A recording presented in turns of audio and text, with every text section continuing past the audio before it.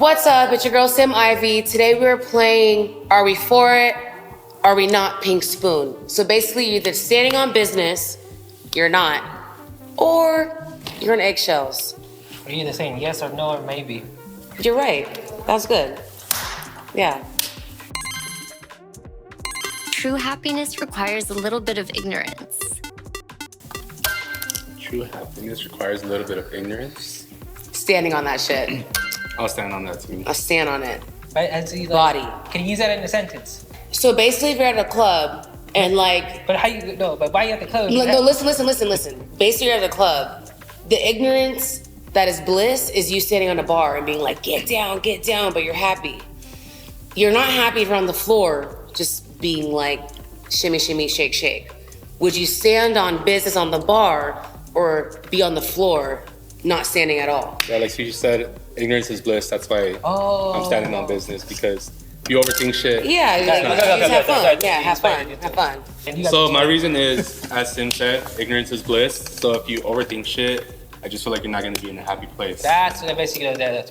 I don't really overthink shit. And my reason is, you have one life to live. Why would you live it timidly? Like, why would you be like, I'm not going to do this? Or be worried. Do it. Get kicked out if it happens. Maybe get arrested. Live in the moment. Live in the moment. Because you only have one life to live, and you never know when you're going to wake up the next fucking day. That's right. Yeah, Sorry to be dark, but spoons. It's fine to re-gift presents as long as they're good. Oh my God. I don't know how to send not a baby. God damn it. Wait, what do you... I'm gonna be in the middle on this, because I have an explanation for this. Gifts. You ever seen fucking Old School when he brings a rice cooker to... I would take it. I'm just fucking don't take it back. All right, so my reasoning is, if you get a gift and you're not really using it, and you can give it to someone else that will appreciate it more, then you be standing on why business. not give it to them? No, that's But middle. I'm also in the middle. Yeah. Because at the same time, I feel like I would be guilty about it if I did something. Oh, like hell that. no, I would be sitting there. I stand in the middle on this because I feel like it depends on the person, the gift. Because I feel like if I get a really good gift and I want to re-gift it, it just depends on the person. You're still going to get the gift, but I still have to think about it. But isn't it like how you feel about re-gifting? That's just how I feel. I didn't say how they feel. They'll never know how they feel. That's it's how I feel. But you're standing on business. Why? Because it's going to be taking space in my closet. Might as well get it out and give it away. Closet? What if it's like right in the moment? Like, well, I'm going to be like, oh, I like it, and then put it in my room and... All right. You know, I'll be honest with you guys. My dad got me fucking Old Spice fucking carry set for 3 years, and I'm like, put him in there. I'm like, give that shit to me. But it was just funny. But he do it every year, but it'd be funny because now friends make a joke about it. They send me the Old Spice like gift set, and they're like, look, I got you something. I'm like, fuck you. I want that. The Old Spice? Old Spice? I won't use it, but just like for like the, the memories. She's like, I'll re-gift it. Everyone in high school used to smell like that shit. It's better to ask for forgiveness than permission in most situations.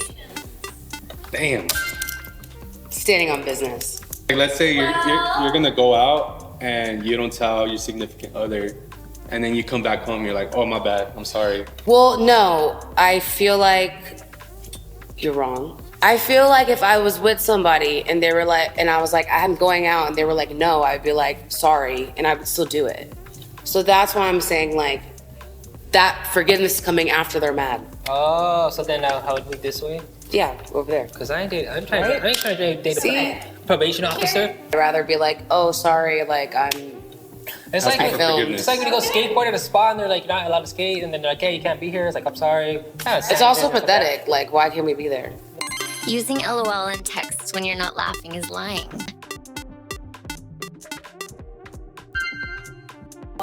Man, everybody does that shit. Wait. I'm standing on that. Is lying.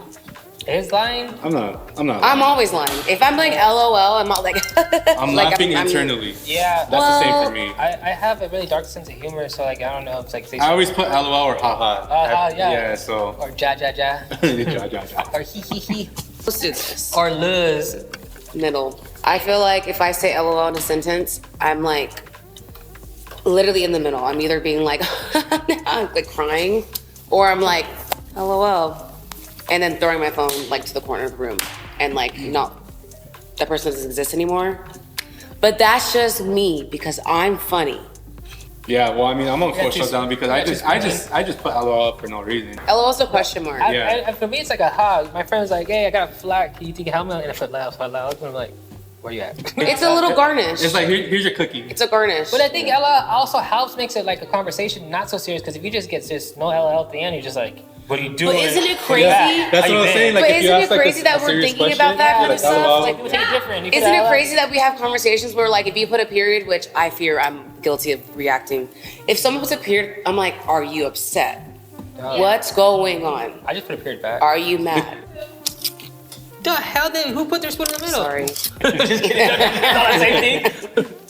Your taste in music says more about your past than your personality. Oh my God, that's crazy. I shouldn't Wait. even talk about that. Yeah. About your, Middle. I don't think it has a lot to do with your past because you can always find new music. That doesn't necessarily have anything to do with your past. It just means that you're growing as a person. It's about the journey. Honestly, I used to hate the fucking music they would listen to growing up, and then now I fucking listen to it. I listen to disco, Sade, PGs, like all, and then even like the Mexican music, the older stuff, and I'm like, turn it off. I'm over bumping it, singing it. So yeah, it's my past. Felt that. They fucking just came back, and I'm like, fuck, am I getting old now or what? But You're your deal face. yeah, my what? My deal face? Oh yeah. You're doing the deal. Viejo, here, take a beer. Come on, let's go. I'm gonna say middle because I'm gonna speak on both genres I listen to the most. My tech house is very horny and slutty. Sorry. That's the only way it should be. So I feel like that's more of like past stuff. But the music I listen to that's more like R&B, 90s, 80s, like disco influence is like still living through me. But I also will say the new music I listen to is present sim, horny, slutty, ready to go. I probably shouldn't say that, huh?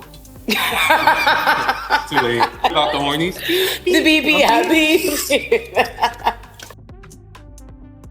It's possible to be too humble for your own good.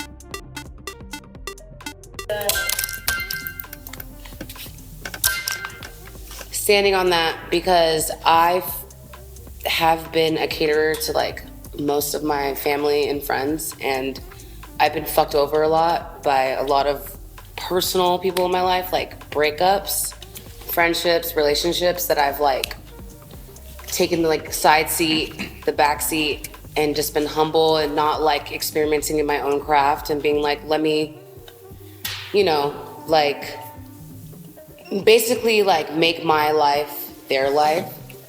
And I've always taken like the shit end of it. So I do agree that if you're too humble, like I just feel like you'll take a back seat. I feel like if you're with somebody or you're friends with somebody and they're not at the level as you, or if they're a level up as you, either match them or you just go above. You don't fucking cater to anyone's emotions or feelings. It's humbling always feeling like you can be okay to yourself, but what about humbling yourself as a person? Just I'm humble as a person. Like, Like, for example, I've gotten it before where people say that I'm a little bit too humble to the point where I don't even like being like given credit or celebrated sometimes because I'm just like, nah, like I'm just here for the music. I think, I don't know, with me, I think it's just with growing up, I don't know, never really like looked towards like resentment or like hate towards anyone because then it just it doesn't mean a resentment or hate though. but like being like taking advantage of, well, again, I also know if someone is and I just walk away, but then I'm also still the same person and not change. So I think maybe I have to go over here. Yeah, it's not changing, and it's not this or that. It's literally just like if you are taking advantage of, I feel like you should speak on it, or you should at least try to acknowledge that you are, because there's been times where it's taken me years to know that someone's taking my money, taking my career, taking my job, taking my life, taking my energy. Energy is the number one thing that people take from you. yeah. That's the number one thing that people take from you. There's like, because I started my DJ career since I was 16. I'm 32 now. But when I was young, we'd go all over the spot. But one of my partner, was like my best friend, he basically told me don't ever like let nobody take advantage of us. No, 100%. It's true. Kind of taught me growing up, but we never had managers, so we would always see like the snakes and the people. Yeah, and you have to like literally beginnings. point them out Yeah. and see it. And for me, it's like I have a really good eye for that because I have a lot of energy, so it's really easy to soak the energy out of the room. So when I'm done doing that, I can see what's left. And if it's like the snakes in the fucking garden, I'm like, okay, It took me a while to realize. I was young. I was like 16, making like Yeah. $600 a week. You know what's so crazy? I've known, I just started now speaking up on it because it's like, why the fuck would I let someone dim my shine because I'm shining and you decide to not shine? Yeah. That's up to you. Because you're too humble. You're too humble, Yeah, yeah. take You're advantage too of that. like, But I get shy to like, you know, about stuff like, you know, like in don't be shy, Like, oh, like- dude, so and so play your track. I'm like, oh, that's fucking dope. no, don't be You should shy. post it. You should do it. I'm like, no, it's cool. I seen it. That's cool. No, I tell everyone to like be extroverted because I'm hella. I tell everyone like, please, it's so nice to go home being like, damn, I did that. I did a split on the floor. I might have got my hair dirty in some alcohol. I got kicked out. Like, it just feels good going home knowing like I did whatever I wanted to fucking do and seeing my haters watching me do it. And I'm still going home, being booked, being blessed, living up, like waking up, having friends, having a support system, family, money, whatever foundation, than being rotten and like miserable going home. That's true. Because those people have everything. The managers, everyone have everything catered to them. But they're going home alone every time. You're going home with yourself. Period. The internet has made humans less empathetic overall. Absolutely. 100%. 100%. Like empathetic, Like no emotion, like just no, like, I mean, I think it's just too many keyboard warriors out there. People think warriors. people think they can say shit online with no repercussions. That's basically what it is. And people show no emotion when there's like disaster. it could be half and half. There's some people that see things. I don't know. I'd be on the internet and see a dog, you know, getting put to sleep and I cried. I'm like, damn, why does this fucking internet make me cry? Wait, you're in the Like- middle? Yeah, I'm in the middle. Okay, I'm gonna go to the middle though. Because I do think it. But there, like you said, there is the keyboard warriors. There's people that stand behind a computer and act so tough or a phone, but then when you come up to them, they're very scared and they don't know what to do. But then there's also like things you see that kind of like put into like you see it your past or something, like something sad. So it kind of does make you a little sad because you see that. Well, I just feel like when it comes to social media, it's all fake. It's all phony. It's not real. I grew up on like old school Instagram where it was like the Valencia filter. You can post whatever the fuck you want.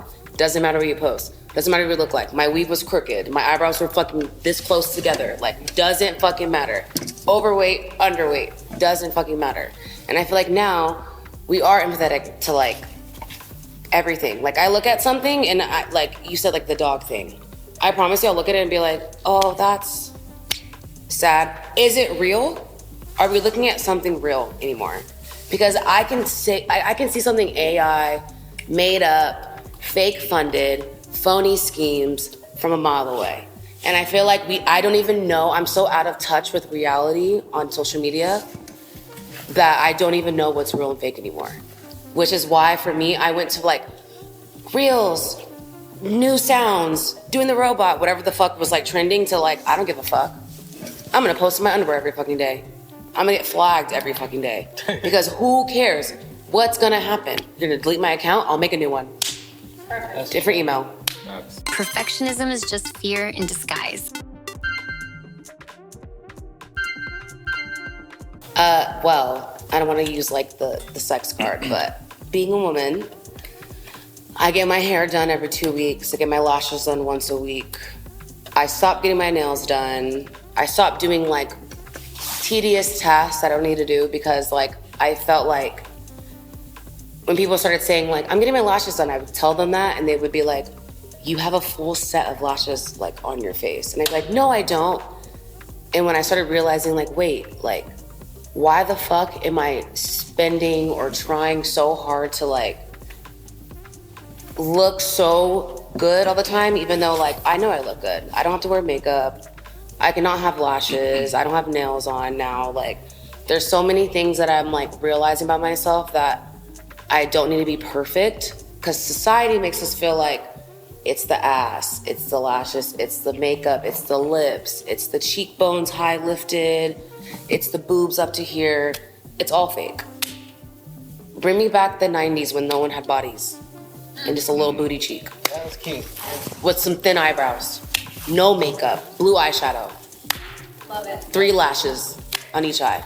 I want that. Like, I feel like we're so soaked into this like Barbie Bratz culture. But it made me, I grew up on Bratz, looking at Barbies every day and playing with them. Like, I want to look like this. And now I'm like, no. I want to look like a tomboy that's like sexy and not be put together and be half and half. I want to like look good, but I want to be like dressed down. I think I can use that more into my music because like I'm so like perfectionist with my music. I have so much people telling me like, oh, release this. This is good enough to release. This is, you know. I have about, I'm not gonna lie, about 250 tracks that just sit, they're already done. Like, but to me, they're not done. And I literally just have them all there, and there's years of just collecting. And there's me, since I'm a perfectionist of my music, I can sit there and mix and master someone else's track and fucking ghost produce someone else's track, master someone's track, and I'm like, yeah, this sounds good, that sounds good, and boom, out it goes. But when it comes to my shit, I'm like, I don't like it, no, I don't like it. Think about it, and I just toss it to the side. Then being so like, I perfectionist with my music, if anybody ever told me, hey, you sound like this person, I'd go delete that project and I'm fucking go start all over again. I'm like, fuck, I don't want to sound like nobody. Yeah. And that's, for a perfectionist, what you're saying is, I take it more into consideration with my music. And I have so much shit, I'm like, I don't like it. And they're like, dude, this is fucking sick. Or this is like the next sound, this is dope. Why don't you release this? It's done, release it, send it. I'm like, fuck. Like I have a release coming out next week, no, not this week, next week, 16th or something, I don't know. Dude, I was fucking, that track was sitting in there for 2 years with my friend. I did a collab with my friend Ember, and I didn't like the kick. Told him, but he's like, you just gotta release it. We just gotta it's sitting there, it's not doing anything. I'm like, but I don't like the kick. But it's just me, but everybody else says like, yo, it sounds fine. I don't know what you're listening to. And I'm like, bro, it's just it's something with me. To add on to your point, my thought process was exactly the same as yours. As human beings, we're not perfect. We're never gonna be perfect. We can try and be perfect, but we're never gonna get there. Never. So same thing with my music. I hear the same thing, put it out, it's done, it sounds good. And I think to myself, no, I can tweak it a little bit more. I can do this, I can do that. But like you said, it's just our fear getting the best of us, telling us, no, it's not ready. But you don't know what other people, maybe like the biggest producers in the world think the same thing. My tracks aren't ready, but they are. And they release them and they sound great. You're never gonna learn until you put those songs out and then you hear the critiques, and that's what's gonna make you better. I feel like everyone should start from a place of like not trying to be perfect. Like, this is gonna sound stupid and ghetto, but like, I play Fortnite, I wanna stream it. I've been trying to get better, but I'm like, wait, let me just stream it now and see my progress instead of like, perfect. That's not fun. I want people to fuck up. I wanna see the flaws, and I feel like a lot of people are scared to like show their imperfections. And even when I'm mixing, when I'm done DJing, I'm like, that sucked, throwing my headphones. And my friends are like, bro, you killed ripped. it. Yeah. And I'm like, I couldn't hear a thing. Like, I don't really know. And then I listen back to like, it's recorded, and I'm like, damn, I fucking ripped. And like, I snapped. The DJing thing, I get it. But I think it's so with it's like not hearing like the blend. You like you do a little blend. Like, Yeah. And then everyone's like, that shit was sick, but I'm like, no. No, yeah. You're like, I was like, I was off by 1 millisecond. By 1 millisecond, yeah. Sometimes you're like doing this, when you're like, I call it fingering Back the deck. scratch Sorry. it, just- When you're fingering the decks a little Yeah. bit, you're like, I'm like this, losing my mind. But imperfection, like I'm not gonna name names, but I've seen every big DJ you can know, and I know what you mean. the imperfections of their mixing compared to like what I think is good is like blasphemy, diabolical. Now I go to shows after I know how to mix, I'm like, damn, like you're really not like Yeah, but it's good. mixing, like you're just like playing a song. So now I'm like, there's no reason to judge myself. Like I'm new to this, and I think I'm doing better. And as long as you think you're doing better than whoever else, that's all that matters. Just know that your imperfections are what make you perfect. Period. That's true. Signature, period. You guys, that was good. Like, I feel like I know you guys so much better now. I love that. That was nice. Oh shit. I like it.